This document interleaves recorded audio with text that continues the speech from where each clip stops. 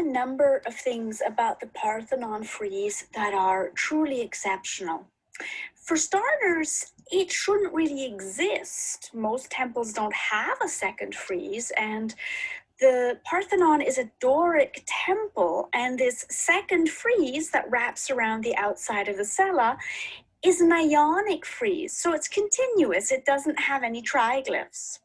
So that's really unusual. And I've been telling you that usually, even if the sculptural decoration alludes to actual events, they're usually through the filter of mythology. So they're sort of indirect hints at actual events. But the Parthenon's frieze actually shows an Athenian religious festival, the Pan-Athenaia. It was basically Athens's national holiday. It was also Athena's birthday, basically. And to give you an idea of how big a deal it was, to give you sort of a US equivalent, imagine the 4th of July, Thanksgiving, and your favorite religious holiday with maybe the Rose Bowl parade or some other big parade like that, all rolled together into one. That's how big a deal the Pan-Athenaia was. So this shows you how confident the Athenians were feeling, that they put themselves with their national main festival up on their main temple. So this is really, really unusual as well. And it's possible, there's a couple of clues in a way that this particular festival is represented, that maybe it was supposed to represent a version of the Pan-Athenaia from the sort of mythological past, or the very first Pan-Athenaia, rather than sort of a contemporary one. So they were sort of filtering it a little bit. But in any case, it is very, very unusual that this frieze exists at all, that we have an Ionic frieze on a Doric temple, and also the subject matter of the frieze is very unusual.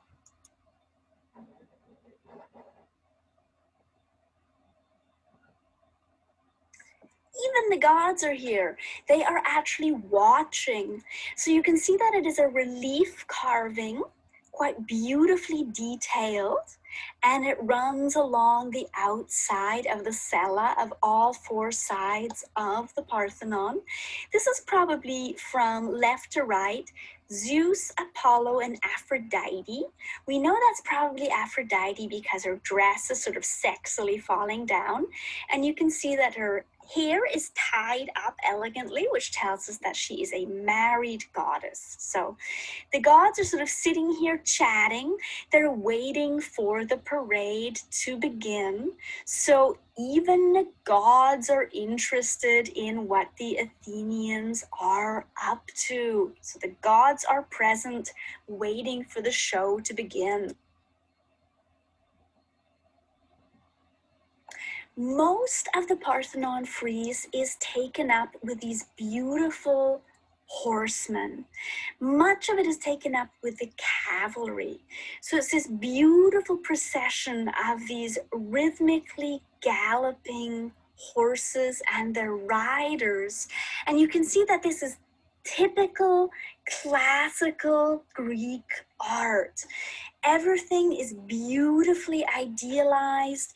It's in motion, but it's also very, very calm. You can see the beautiful fluidity of motion. There's none of the stiffness. There's none of the experimentation of archaic Greek art, but it's also very serene, very calm. There's none of the drama and emotion that you're going to see in later Hellenistic art. If you look at the riders, you can see a lot of the same proportions and body types that we saw, for example, in a Doryphorus. You'll notice that the rider closest to us is actually in a heroic nude. That's probably artistic license. Riding in a nude is not a very good idea. You can see the young man in the back is wearing a helmet and a tunic and a kind of a cape. That would be more like what a rider would wear. You can see little holes by the horses' heads. They probably had metal bridles and accessories, and the riders would have been painted, much like some of the polychromy examples that we saw. The background was probably painted too to make the figures pop more.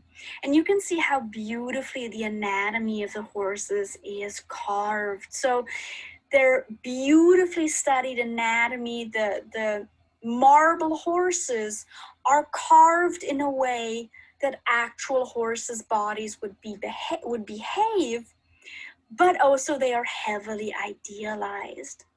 It's interesting that so much of this frieze is taken up with horses and cavalry, because Athens's real power was its navy.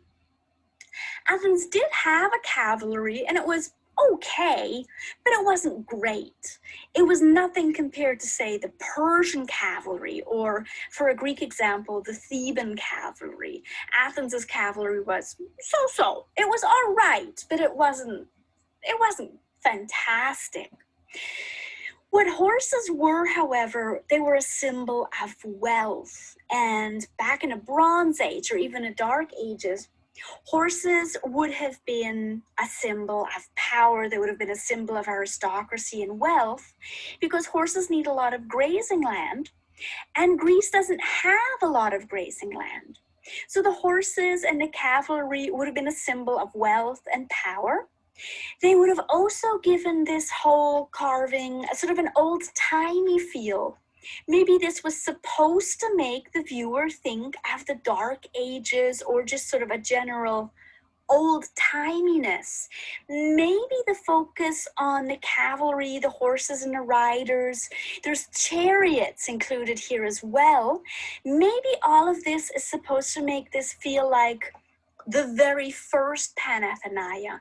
Maybe this is supposed to feel like not a specific Panathenaia, but one in sort of the mists of history. So maybe that is how they got around showing an actual event in the building, on the building, by giving it sort of this before history feel, by including all of the horses. And this, of course, alluded to wealth.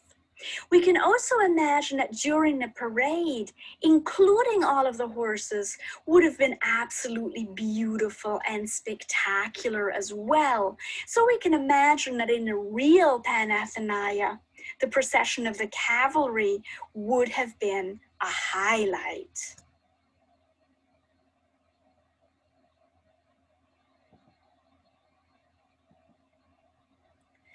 And it's not just the men that are included on this frieze, because you can't have new citizens without female citizens.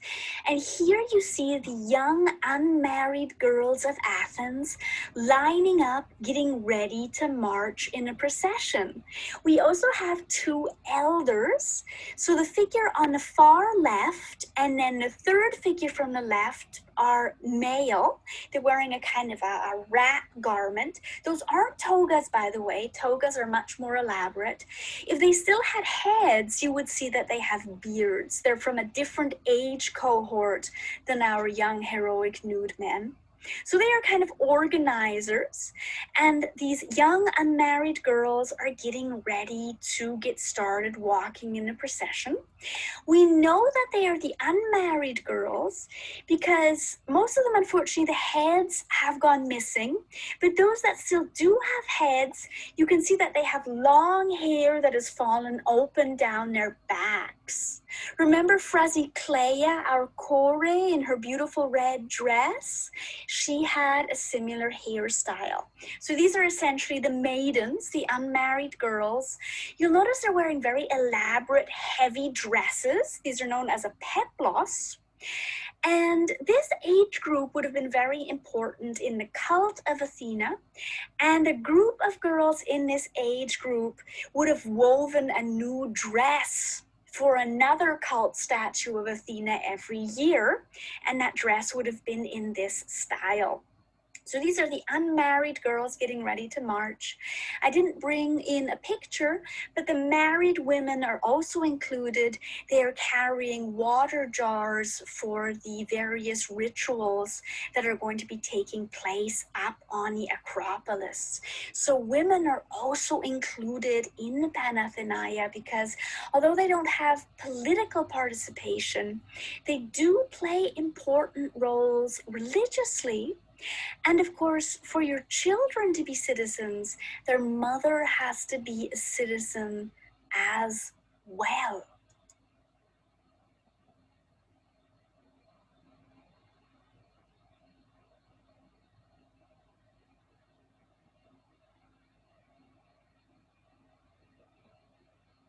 I wanted to look at one last classical piece with you before we go on to the Hellenistic period, and that is a private monument.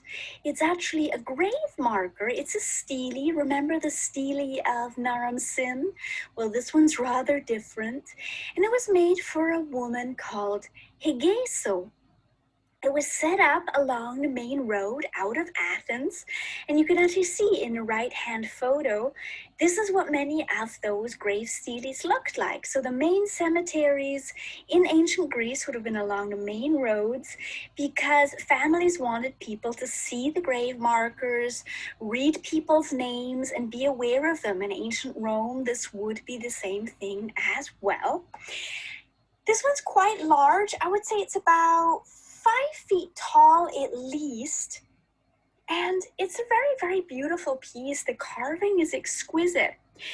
It's of a type, there's a lot of ones that are quite similar, showing the deceased, in this case Hegeso, sitting on a chair, and then a slave girl handing her something. So that's who the two figures are. That's Hegeso sitting on a chair, and then a young girl handing her the box is her slave.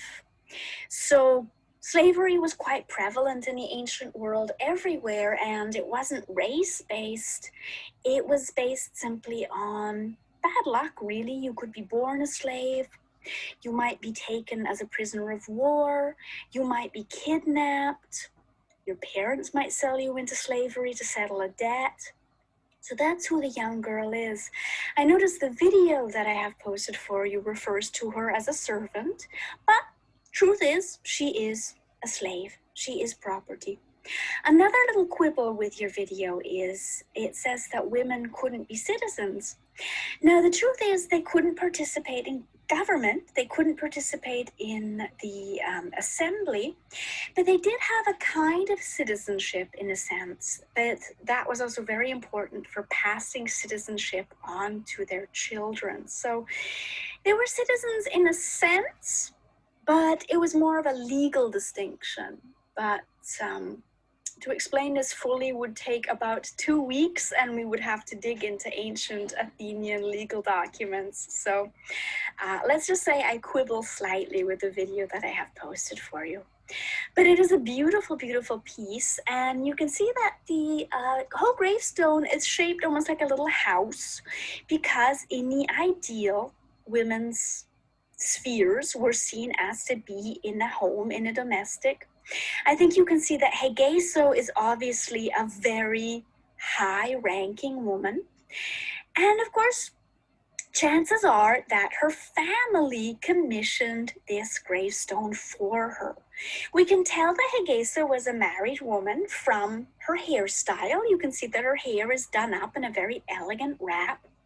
And you'll remember that we've mentioned this before, that men would show their status through their bodies. In the heroic nude, their athletic bodies.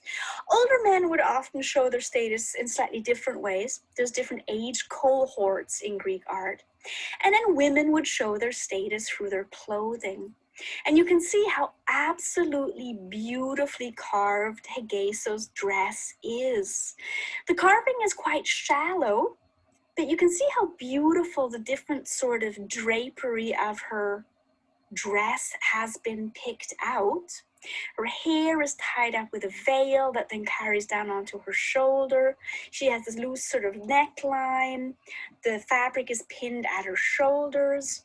And if you look carefully, she's modestly dressed, but you notice that the fabric clings very strategically.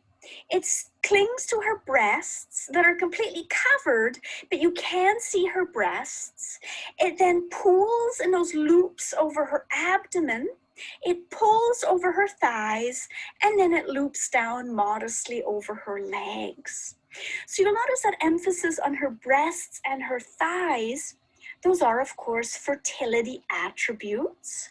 It's the reminders of her role as a mother, because as an Athenian citizen wife, her role would be to produce children, to produce new citizens. So that would have been one mainstream role, of course.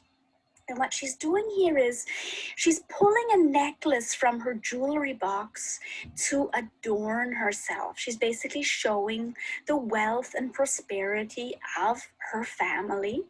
That's why the slave girl is included as well. The necklace was probably painted in, maybe even with gold leaf. It's worn away with age now. And an interesting thing is, when we think about grave monuments like this, it's usually your family that commissions it. And usually they want to show you and your family in the best light. This is, of course, an ideal representation of an upper class Athenian woman. For all we know, Hegeso was a loan shark, or maybe she ran some kind of dodgy shipping company on the side. We do know that Athenian women, including upper class Athenian women, did deal in banking and money and that kind of thing.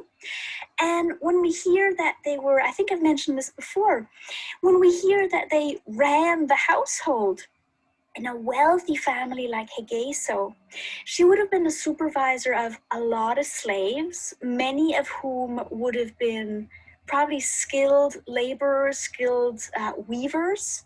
A lot of wealthy households would have had female slaves who were specialist textile workers.